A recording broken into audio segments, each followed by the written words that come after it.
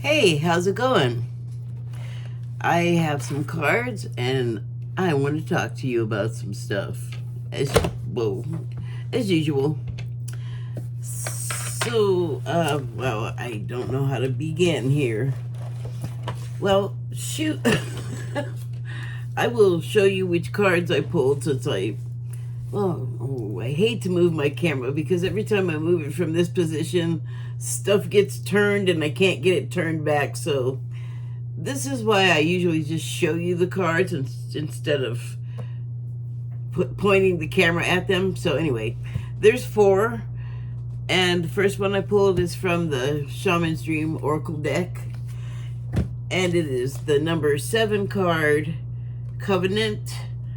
And the subtitle is Sacred Contract.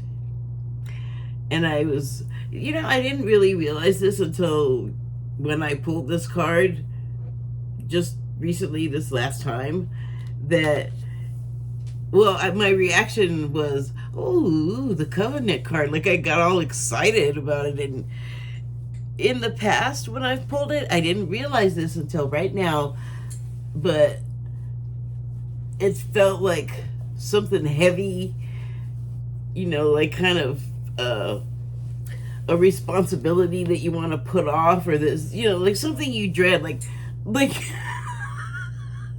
like jury duty.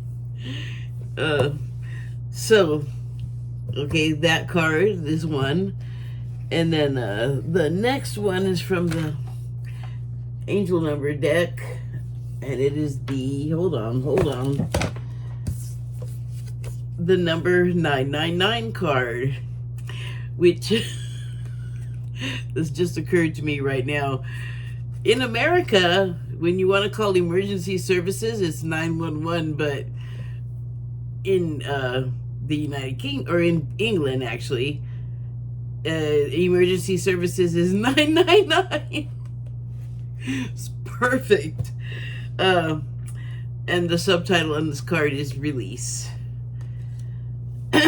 So, and then I pulled, wow.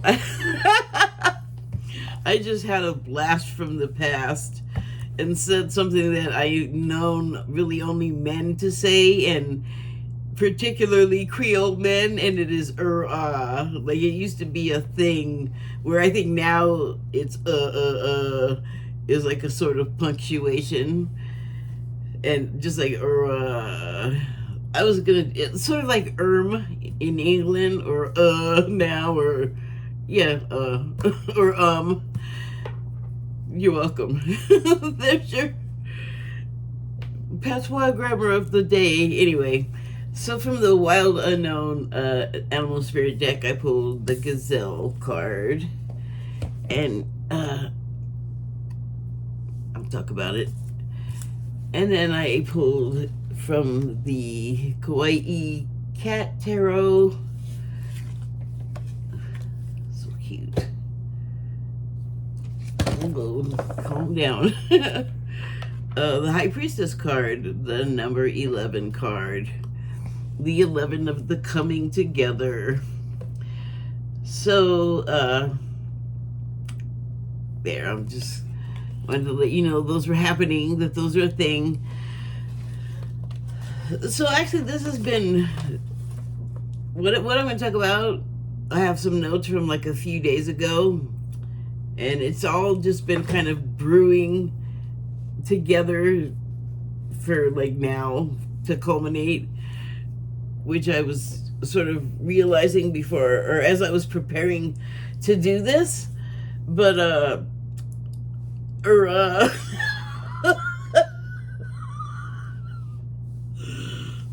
I had started taking some notes, and I have still been looking at everything sort of unfolding with the rap stuff and then the government stuff. And I gotta say, we've been getting indications that all the stuff that's being exposed, and the rap community is sort of the vehicle in like just that sort of spoke of that whole thing, because I think it goes on all across the spectrum, and we have been exposed to it, and it's like it's finally sinking in. But you know, it also culminated with that Quiet on Set Nickelodeon doc about the child abuse in just that particular company.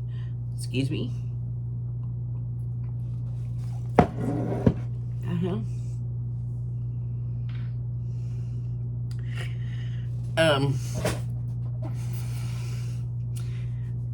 There was cabbage, I guess, on my spoon from my soup. Anyway, Corey Feldman and Corey Haim. What was Corey Feldman saying? Forever. Also, like, it goes back to, like, the black and white era of child entertainment and females being abused. And then, like, it's interesting because you don't hear this stuff about what happens to the men, except bang, pow, here it is. So, it's making me think, and that makes me think. I'm sure it's making other people think too. So, okay, I took a few little notes with all of that in mind. It takes all kinds, alchemizing darkness into light. Intermittent clarity.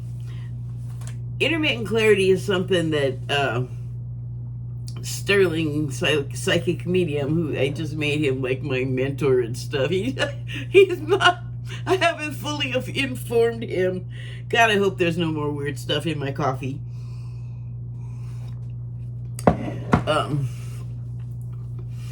I forget what the question was, because it was on his Sunday show where people submit questions, but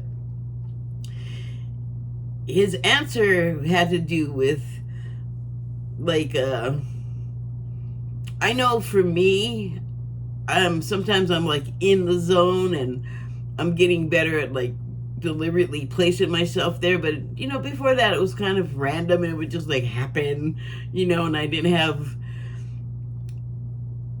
not only not control of it, but just an awareness that I could like affect it. Kind of took that a minute to sink in, but we get shown like all the time these things of these themes in our society that we just kind of, oh sorry, I'm getting sidetracked. So but anyway, I guess the question was something about mediumship, and I was trying to say that sometimes I'm clear on what I'm getting, and sometimes I'm struggling, which I have come to realize is me kind of like forcing it or having too much of an expectation so that, like, you know, it's not clear. And that was just kind of my understanding of what he was saying about intermittent clarity, because like anything else, you have to, you know, exercise up to the strength to consistently use that ability, and then like develop it. So like anything else that you start off from never having done it before, or never tried to like perfect it, you know, or learn how to do it properly, or get a better grasp of whatever that thing is. Most of us don't start from 0 to perfect. You know, like, there's a learning curve. You gotta, you know, grow into things. So that is what the intermittent clarity is. But it's like we get that in life, which is kind of like the whole time we're like manifesting things in our reality, you know, in our own little worlds that also connect to and bump into everybody else's own little worlds. So there's got to be some maneuvering, like maybe on levels that are not even, you know, apparent to us, We make adjustments when it comes to dealing with people and situations. And in the one that I'm talking about now, like overall, it doesn't matter which scandal I'm talking about, there just seems to be a theme of power, money, and abuse of people and power when you get the money and the power. And sometimes we can see it for what it is, and sometimes we have our own stuff where, you know, we have a willingness to do things that are kind of extreme because we want something out of it. But particularly in almost every one of these cases, you go and get what you want, and then like it's good for a while. And this is in degrees, like everything else in our world. But eventually the bottom falls out of it. It's like the making the bargain with the devil. It's like things are good, but eventually he's gonna come calling, and things are gonna go to crap, because I guess until you actually croak, you know, that's what happens to your life, because that's, you know, the nature of that kind of bargain. And I'm not saying that like I'm all, that's exactly totally what it is, but like that it's, you know, somebody's all, okay, devil, I'll give you my soul if you give me this kind of exchange. Although, hi, don't enter into contracts like that. Have an awareness. Maybe that's why it wasn't like a feeling when I pulled that of like, oh, or I just had a more positive feeling about it, and I still do, because for one thing, when we have our own realities, they are also supported by other people that will share and inhabit that reality with you. Sort of the other stake poles that hold up the tent, you know? It's like we think we're alone, we think we're separate. That's never strictly true. So, more notes. Who inhabits your house? You. I was watching something and they said, oh, you know, when in biblical terms, when it said that God's children have houses, I'm paraphrasing, that refers to like your own little world, I guess, or your shared world, or like all of the worlds that you have, that you inhabit. Your life, that is your house. That is what I understand from what I heard. Prayer, meditation, protection. Better to not be unaware. Watch your words. Don't give up your power to opportunist entities.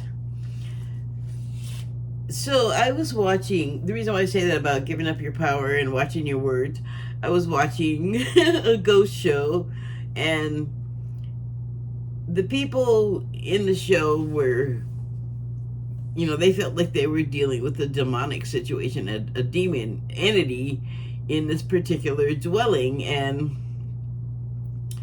there is a supporting structural framework for demons to exist, and they have their qualities, and then like they have their counter reaction, which would be like the church or some sort of scriptural tools to deal with the entity, a counter, you know, protection, and also deflection, I guess. But again, all of those things have like correspondences to each other, which suggests to me that collectively everyone had to agree, like, this is a thing, this is how it is, this is how it's gonna affect everybody. And then when those things then go on to happen, if you fully buy into that whole construction, then, well, that's interesting, isn't it? It seems to manifest. Isn't that interesting? A whole bunch of people focusing their attention on the same thing for a really long time, like legacy, I don't know, belief system. Well, yeah. So, okay, moving on.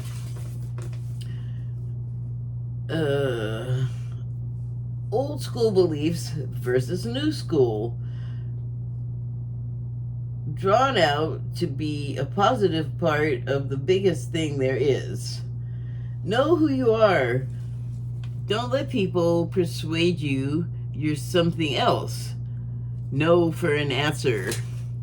Well, that has to do with, lately I keep running into people that are asking me things, and then I say no, and then they try to come up with 3 and 4 other ways to ask the same question. And I think I've mentioned this in the past. My patience with that kind of thing, if I don't know you especially, does not go too far. So I don't want you to not take no for an answer, and so I will block, or I won't respond anymore. Like I said, no means no. That kind of buys into the whole thing of giving up your power. But so the ghost show, they thought they were dealing with a demonic entity, and if you say you have all the power to in that situation to that, theoretical entity, then you have inadvertently told him that, oh, there's an opening. You're saying there's a chance that I can possess you or oppress you in some way, or just generally screw with you, because that apparently is their whole reason for being, is just this whole, church, demonic, counter play, conflict, is just all set up for a trickster spirit that just enjoys messing with people. Like, oh, I can go in here and pretend to be really scary, and then there's going to be these people over here that will act really scared and feel like they're really scared, but on a whole other level, they're in like weird Disneyland. Yeah, like trying to think of all these things concurrently happening is hard to like restructure your brain around, but you can. So another thing, when I was sort of getting prepared to make this video, was that I was thinking about how there's like a certain thing about snitching and snitch culture, I guess, in like the Black community. Like that's where I've predominantly heard of it. Although also the Italian mob was a place where I learned about like how serious so-called snitching can be. But it made me also think of, for some reason, sneetches. And then I was like, okay, I knew sneetches was a Dr. Seuss thing, and I had all of the books, I think, that my family were able to locate, because I had a whole ton of them. And I didn't remember specifically the story of sneetches, but I sure remembered that name. So snitches, I'm thinking about. I hear sneetches, so I just search it, and there was a little. Sneetches is sort of part of an anthology of like morality tales, which you know that going in about Dr. Seuss, that it's gonna like teach you something about basically being a good like fellow human. And it's so what I ran across was like someone reading the story, and it's only 6 minutes, so I'm gonna link that. But it's really simple. And then for those of you that don't want to go the childish route and like maybe look at anything, here's something you may already be aware of. And it was an episode of Star Trek, the original series. And hold on, my phone went dark.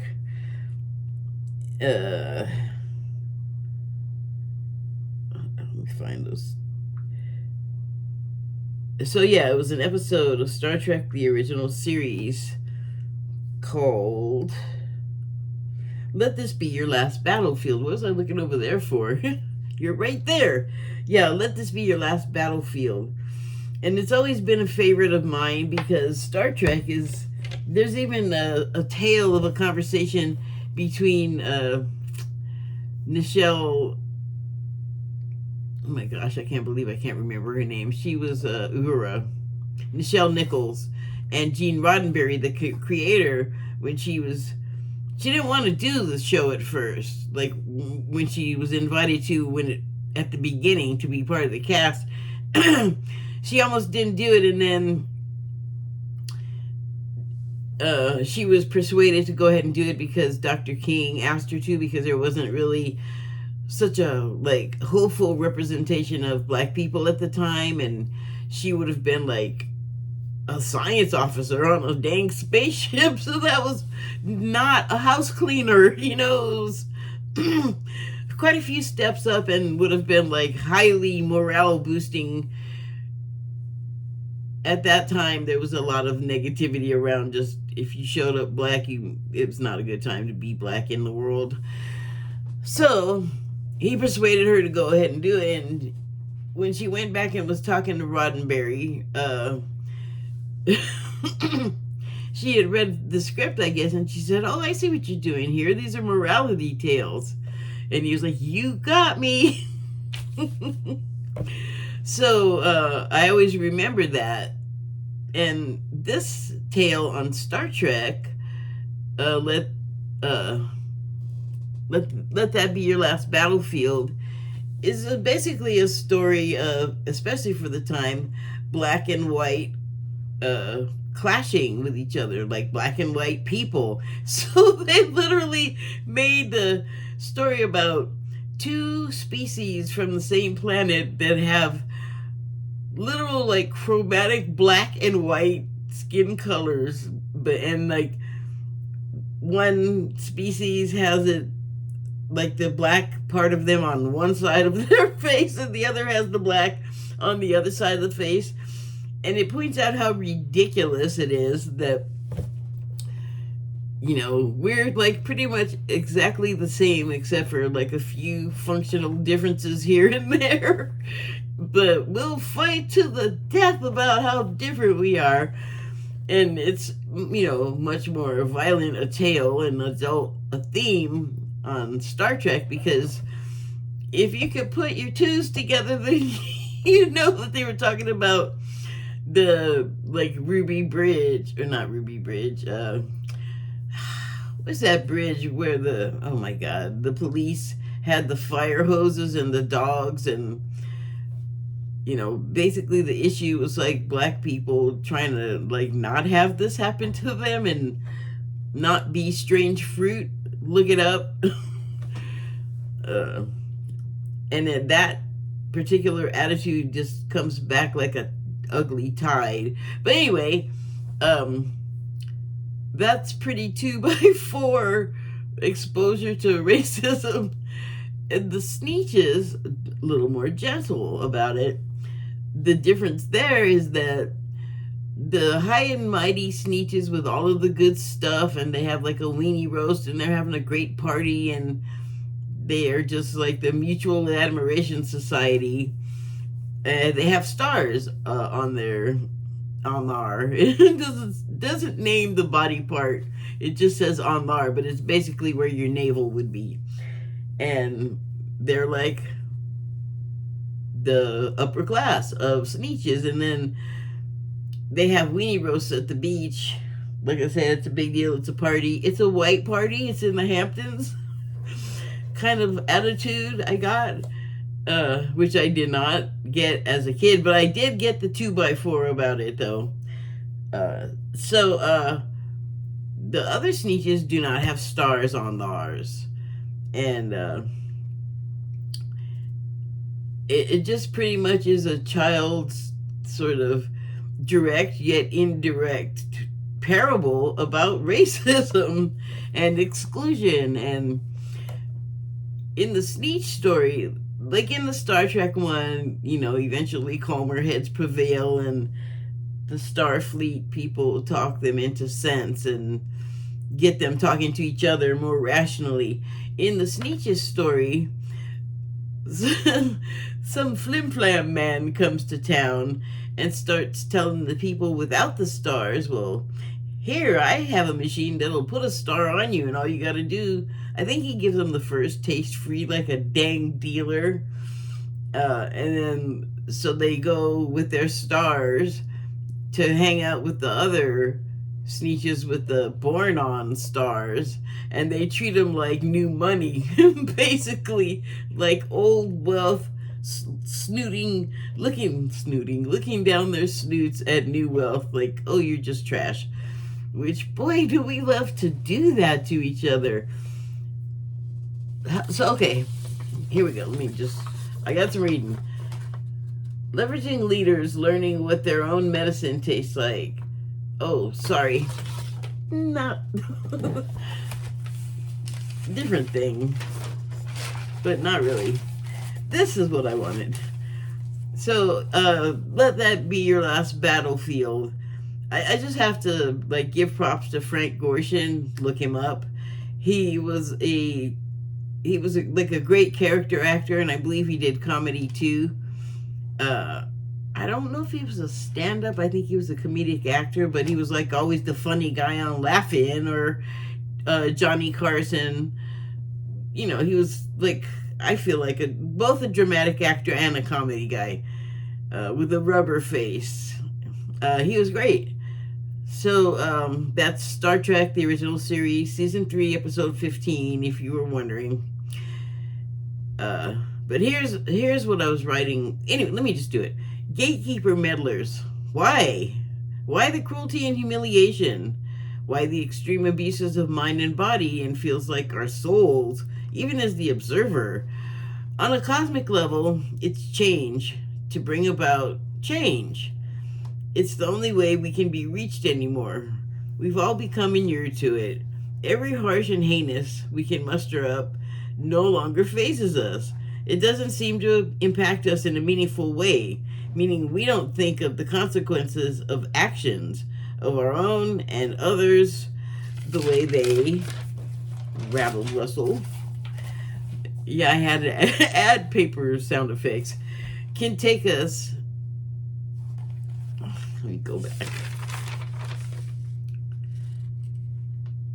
Oh yes, the consequences of actions of our own and others, the way they can take us, or those touched in some way by our words and actions, that our ability to simply care is suffering the symptoms of inactivity, neglect. The result of the apathy has been atrophy. It can be reversed. It can heal and be healed. But that requires a willingness. Like homeopathic medicine, you got to kind of believe in it working. Like it's the placebo effect, but we all know that it can work. But that's wait, there's no medicine in the medicine, and the fact that our bodies made it work should be telling us the thing in front of us. Oh wow, we can do this ourselves if we just. Can we be willing to believe that we can achieve something just all on our own? Sorry, sidetrack. So, the healing requires a willingness. A lot of, I guess that's us. I just have a you. A lot of us have not. Oh, right. A lot of us have not. Oh, shoot. Oh, requires a willingness. A lot of us have not evinced for some time. The healing requires it.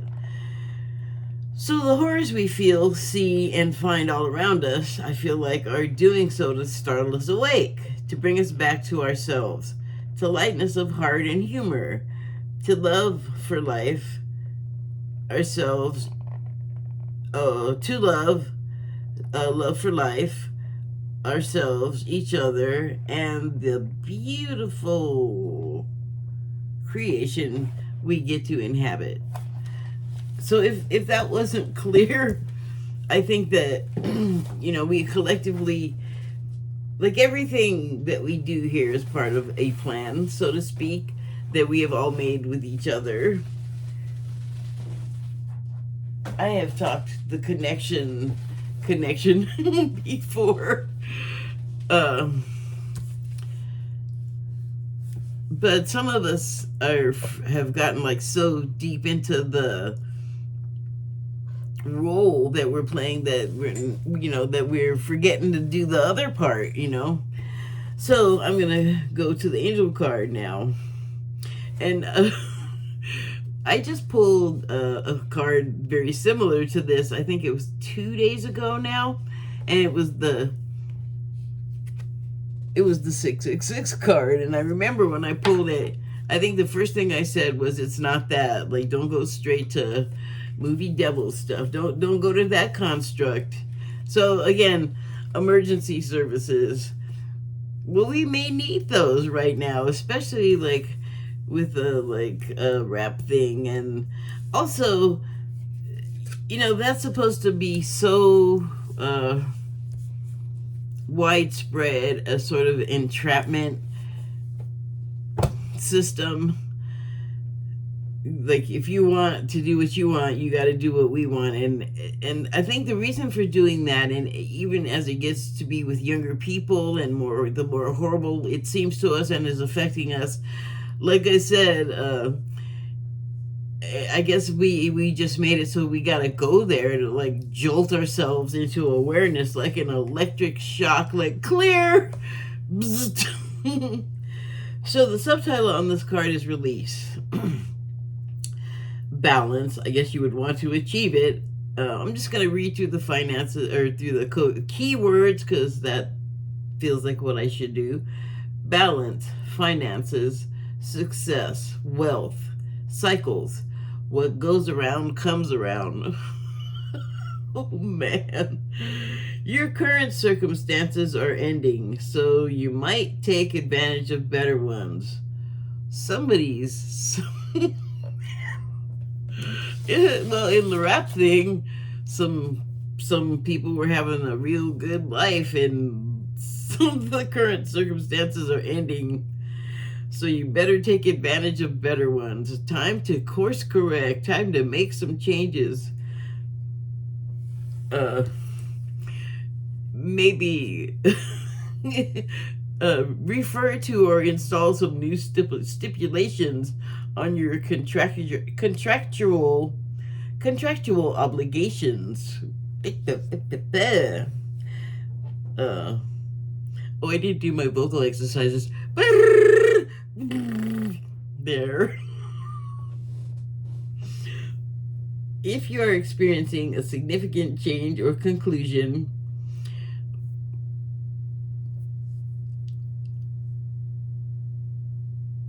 highly media interested court trials in court, federal raids upon your home.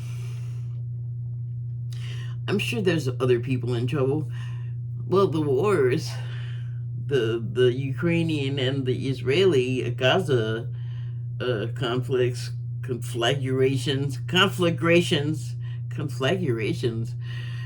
those fires, there's people that set all of those things in motion. And I mean, I can't conceive of a good reason to start one.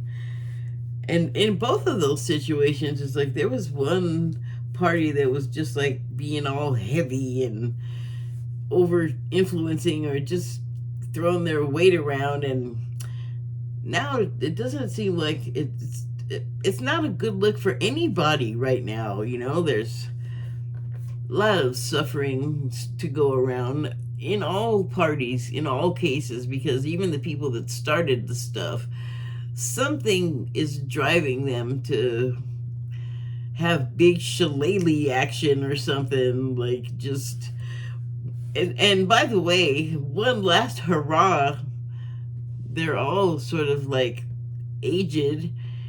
They're not going to be around even if they achieve what they want. And I don't think, well, anyway, don't rabbit holes.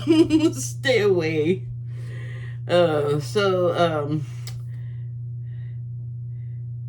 If you are experiencing a significant change or conclusion, viewing your life as a series of cycles or chapters may be helpful. I know I like my peaks and plateaus. Give you kind of perspective if you know what you can expect, even in the most vague way. How can you make room for something new to emerge?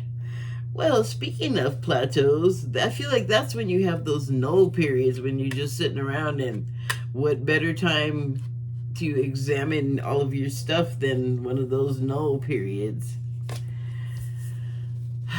So again, release. You release your hold, I would say, and regain balance, and just put into perspective finances, success, and wealth. If you want it too much and make it your everything, that is not healthy. That's not moderate. That is most certainly one-sided and not in balance. And also, it makes you, like I was saying, cruel, and you lose the capacity to give a crap about the stuff that you're doing, creating all this other stuff, like stuff going back around and coming around, and maybe it's not your turn to be like on top or number one. Like maybe it's time for what's coming back around to sweep the leg and knock you the heck out. So the Gazelle card, the gazelle is a herd animal. They do have highly sensitive intuition to danger or just changes in the environment. And it's got the fire element icon. And this background always, of course, makes me think of heat. And I have thought that, right now I just got the thought that it was on the gazelle's on some kind of futuristic Noah's Ark spaceship, and it's all white and sterile, and it's looking out. You can see out of the portal, you can see heat. And I've looked at that so many times and thought mini blinds, but I just realized what it actually, I don't know, what it looks like today is those heat waves that you could see.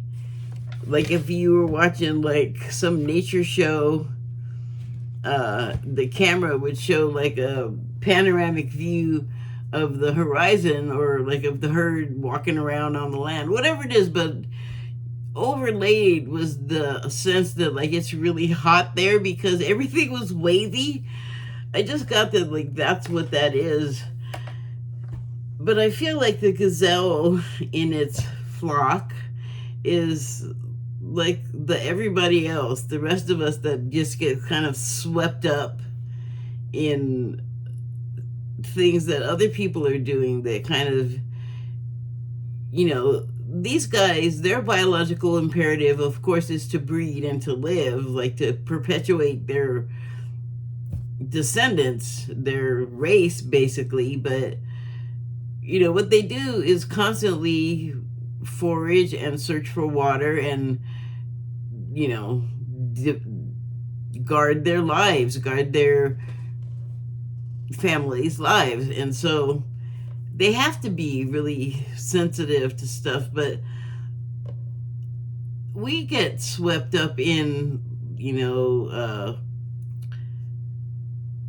what's popular, basically. And sometimes what gets popular is unfortunate. Normalizing being awful to each other is unfortunate. But we also we as gazelles want protection of our vulnerable young, or just our family in general, because think about it, no walls for these guys. They have hooves, so no digits at all, no thumb, there's no mandible action, so they have to rely on other senses. They're terribly vulnerable, though, to predators. And so it's just to me, like, the heat and the waves all feel oppressive, and that's kind of where, like, the majority of us that don't have our hands on levers of controls of things,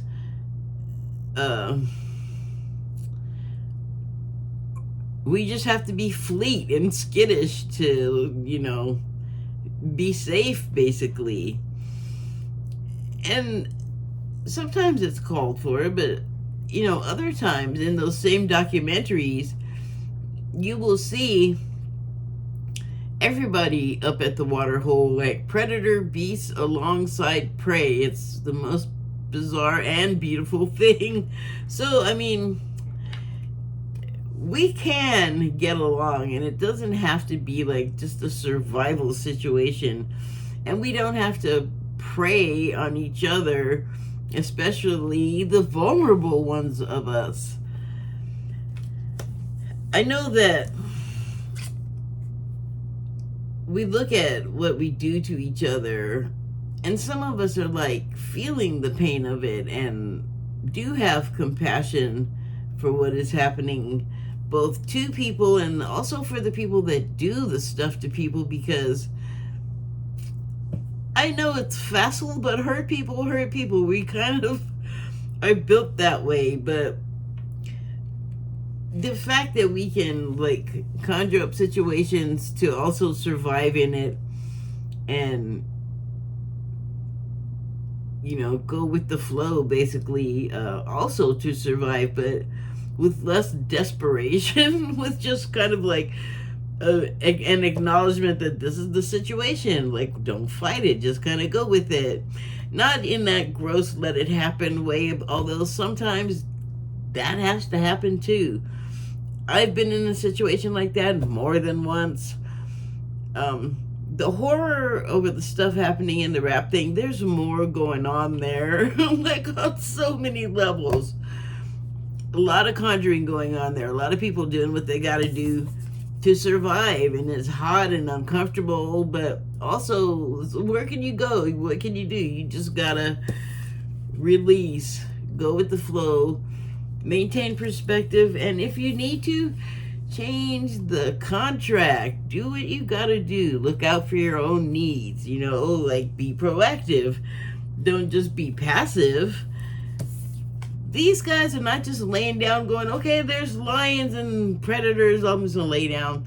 They will run till their last legs fall out from beneath them, and we are the same way. Keeping in mind that all of this, everything happens for a reason. You know why? Because everything depends on something else. We have contracts, so many, if you think about it, because of all of the interactions that have to occur for everybody's lives to happen, for all of what is happening now. Like, it's hard to believe, but even the most horrible things are not just happening to us, or not happening to us at all. They're happening for us. You ever see, like, on the news where some emergency has happened, and, like, maybe someone's kidnapped or lost, and I haven't seen it for a long time, but you can see someone that'll be up there just emotionally overwrought, and they'll say, why is this happening to me? And it's like, bro, or woman, it ain't happening to you.